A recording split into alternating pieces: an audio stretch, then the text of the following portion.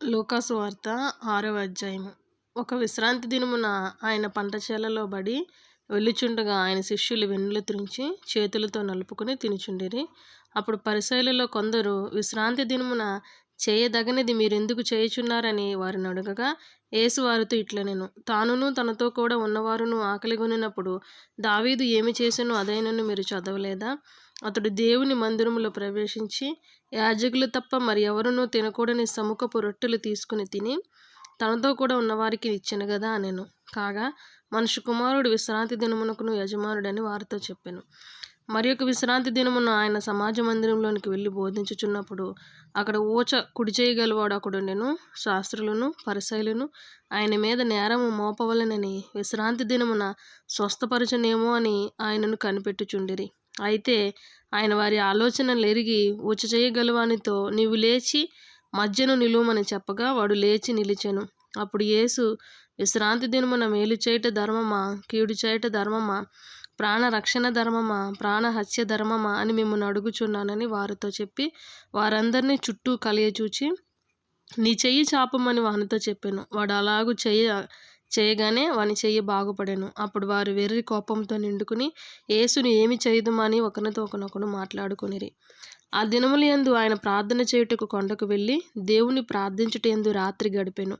ఉదయం అయినప్పుడు ఆయన తన శిష్యులను పిలిచి వారిలో 12 మందిని ఏర్పరిచి వారికి అపోస్తలులు అని పేరు పెట్టెను. వీరెవరనగా, ఆయన ఎవనికి పేతురు అని మారు పేరు పెట్టెనో ఆ సీమోను, అతని సహోదరుడైన ఆంద్రేయ, యాకోబు, యోహాను, ఫిలిప్పు, బర్తలోమాయి, మత్తాయి, తోమా, అల్ఫాయి కుమారుడైన యాకోబు, జలోతే అనబడిన సీమోను, యాకోబు సహోదరుడైన యూదా, ద్రోహియగు ఇస్కరియోతు యూదా అనువారు. ఆయన వారితో కూడా దిగివచ్చి మైదానమందు నిలిచినప్పుడు ఆయన శిష్యులు గొప్ప సమూహమును ఆయన బోధ వినుటకు తమ రోగములను కుదుర్చుకొనుటకును యూదయ దేశమంతటి నుండి, యెరూషలేము నుండి, తూరు సీదోను పట్టణముల సముద్ర తీరముల నుండి వచ్చిన బహుజన సమూహములను, అపవిత్రాత్మ చేత బాధింపబడిన వారును వచ్చి స్వస్థత నొందిరి.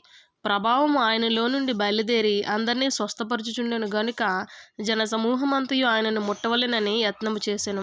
అంతటా ఆయన తన శిష్యుల తట్టు పారచూచి ఇట్లనెను, బీదలైన మీరు ధన్యులు, దేవుని రాజ్యం మీది. ఇప్పుడు ఆకలిగొనుచున్న మీరు ధన్యులు, మీరు తృప్తిపరచబడుదురు. ఇప్పుడు ఏడ్చుచున్న మీరు ధన్యులు, మీరు నవ్వుదురు. మనుష్య కుమారు నిమిత్తము మనుషులు మిమ్మల్ని ద్వేషించి వెలివేసి నిందించి మీ పేరు చెడ్డదని కొట్టివేయినప్పుడు మీరు ధన్యులు. ఆ దినమందు మీరు సంతోషించి గంతులు వేయుడి. ఇదిగో మీ ఫలము పరలోకమందు గొప్పదై ఉండును. వారి పితరులు ప్రవక్తలకు అదే విధముగా చేసిరి. అయ్యో ధనవంతులారా, మీరు కోరిన ఆదరణ మీరు పొంది ఉన్నారు. అయ్యో ఇప్పుడు కడుపు నిండి ఉన్న వారులారా, మీరు ఆకలిగొందురు. అయ్యో ఇప్పుడు నవ్వుచున్న వారులారా, మీరు దుఃఖించి ఏడుతురు. మనుషులందరూ మిమ్మల్ని కొనియాడినప్పుడు మీకు శ్రమ. వారి పితరులు అబద్ధ ప్రవక్తలకు అదే విధముగా చేసిరి. వినుచున్న మీతో నేను చెంపుతుంది ఏమనగా, మీ శత్రువులను ప్రేమించుడి, మిమ్మను ద్వేషించు వారికి మేలు చేయుడి, మిమ్మను శపించు వారిని దీవించుడి, మిమ్మను బాధించు వారి కొరకు ప్రార్థన చేయుడి. నిన్ను ఒక చెంప మీద కొట్టువాని వైపునకు 2వ చెంప కూడా త్రిప్పుము. నీ పైబట్ట ఎత్తుకుని పోవువానిని నీ అంగీని కూడా ఎత్తుకుని పోకుండా అడ్డగింపుకు. నిన్ను అడుగు ప్రతి వానికి ఇమ్ము. నీ సొత్తు ఎత్తుకుని పోవు వాని యొద్ద దాన్ని మరలా అడగవద్దు. మనుషులు మీకు ఎలాగూ చేయవాలని మీరు కోరుదురో అలాగే మీరును వారికి చేయుడి. మిమ్మల్ని ప్రేమించు వారిని ప్రేమించినడలా మీకేమి మెప్పు కలుగును? పాపులను తమను ప్రేమించు వారిని ప్రేమితురు గదా. మీకు మేలు చేయవారికి మేలు చేసినడలా మీకేమి మెప్పు కలుగును? పాపులను అలాగే చేతురు గదా. మీరు ఎవరి యొద్ద మరలా పుచ్చుకొనవలెనని నిరీక్షింతురో వారికి అప్పు ఇచ్చినడలా మీకేమి మెప్పు కలుగును?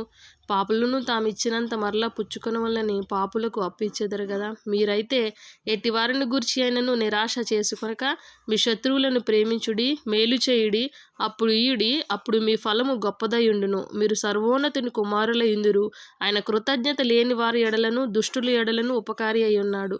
కాబట్టి మీ తండ్రి కనికరము గలవాడై ఉన్నట్టు మీరును కనికరము గలవారై ఉండుడి. తీర్పు తీర్చకుడి, అప్పుడు మిమ్మును గూర్చి తీర్పు తీర్చబడదు. నేరము మోపకుడి, అప్పుడు మీ మీద నేరము మోపబడదు. క్షమించుడి, అప్పుడు మీరు క్షమించబడుదురు. ఇయుడి, అప్పుడు మీకు ఇయ్యబడును. అణిచి కుదించి దిగజారునట్లు నిండు కొలతను మనుషులు మీ ఒడిలో కొలుతురు. మీరు ఏ కొలతతో కొలుతురో ఆ కొలతతోనే మీకు మరలా కొలవబడునని చెప్పెను. మరియు ఆయన వారితో ఈ ఉపమానము చెప్పెను. గుడ్డివాడు గుడ్డివానికి దారి చూపగలడా? వారిద్దరూ గుంటలో పడుదురు గదా. శిష్యుడు తన బోధకుని కంటే అధికుడు కాడు. సిద్ధుడైన ప్రతివాడును తన బోధకుని వలె ఉండును. నీవు నీ కంటిలో ఉన్న దూలము ఎంచక నీ సహోదరుని కంటిలో ఉన్న నలుసును చూడనేలా? నీ కంటిలో ఉన్న దూలమును చూడక నీ సహోదరునితో, సహోదరుడా, నీ కంటిలో ఉన్న నలుసును తీసివేయమని నీవెలాగూ చెప్పగలవు? వేషధారి, మొదట నీ కంటిలో ఉన్న దూలమును తీసివేయము, అప్పుడు నీ సహోదరుని కంటిలో ఉన్న నలుసును తీసివేయుటకు నీకు తేటగా కనపడును. ఏ మంచి చెట్టునును పనికిమాలిన ఫలములు ఫలింపవు, పనికిమాలిన చెట్టున మంచి ఫలములు ఫలింపవు. ప్రతి చెట్టు తన ఫలము వలన తెలియబడును. ముండ్ల పొదల్లో అంజూరపు పండ్లు ఏరుకొనరు, కోరింద పొదలో ద్రాక్ష పండ్లు కోయరు. సజ్జనుడు తన హృదయమును మంచి ధననిధిలో నుండి సద్విషయములను బయటికి తెచ్చును.